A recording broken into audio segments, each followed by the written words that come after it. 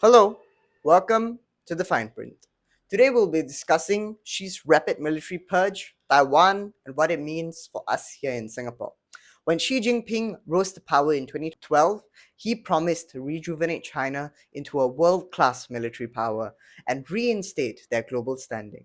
More than a decade later, his grip is strongest not just on the Chinese Communist Party, but on the People's Liberation Army, a military unlike any other in the world.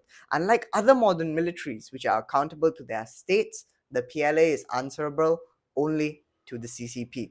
Its leadership is not chosen for battlefield merit, but for loyalty to the Communist Party, and for now, at large, to Xi himself.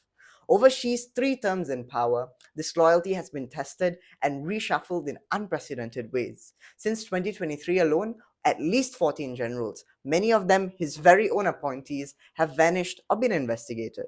The purge is the largest since the Mao Zedong era, and it underscores Xi's paranoia that he is willing to remove even his handpicked loyalists to continue to centralize power further. But Xi's consolidation is not just about political control, it's also about Taiwan. Beijing has long pledged peaceful unification with Taiwan, but under Xi, military policy experts say China has set 2027 as the year the PLA must be ready to forcibly invade if necessary. Such a move would be catastrophic. Amphibious invasions are notoriously difficult, and Taiwan has both the US backing and advanced military systems on its side. In response to China's rapid expansion of autonomous military technologies, the US has awarded contracts to multiple defense firms to create rapidly deployable systems, including drones and surveillance balloons, signaling a shift toward a new era of warfare. $400 to $1,000 drones by the millions above populated area. What you'll see it used for is taking out all of your cell phone towers, taking out all of your high voltage power transformers, taking out your cranes and ports, like essentially just stopping your industrial machine. The more pressing issue is not just the war itself, but more of what Taiwan represents, and that is semiconductors. Taiwan produces over 60% of the world's chips and over 90% of the most advanced ones, including the ones used for artificial intelligence, our 5G systems, and high-performance computing. A conflict across the Taiwan Strait would disrupt global supply chains, crippling industries from consumer tech all the way to fighter jets. For Singapore, as a logistics and financial hub, this is an existential concern.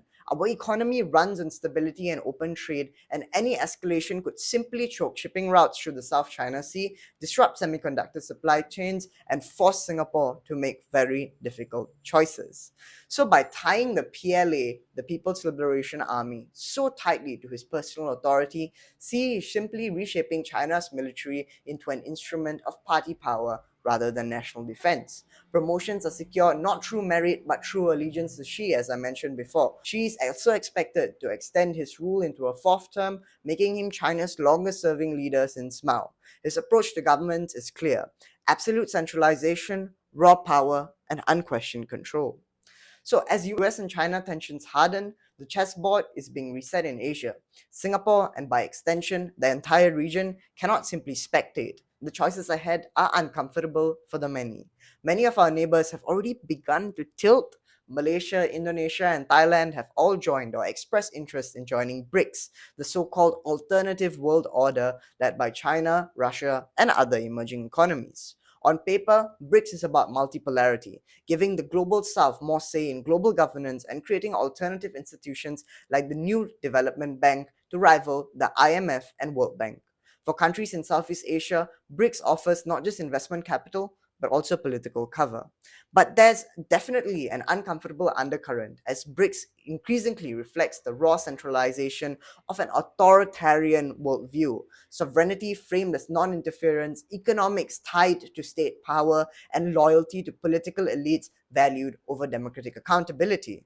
For Malaysia, Indonesia, and Thailand, aligning with BRICS signals that they believe their national order will be shaped less by Washington's transparency and more by Beijing and Russia's command-driven model. It is now more important than ever to hold on to our role in Singapore as a bridge, a mediator between two opposing worldviews, knowing that when semiconductors and sea lanes are at stake, neutrality with a hint of diplomacy will propel us through the weight of real politics. The uncomfortable truth is this: A crisis across the Taiwan Strait wouldn't just be about China and the US, it would ripple across Singapore and test whether as a nation we can continue to thrive as we always have. Now, till next time, goodbye.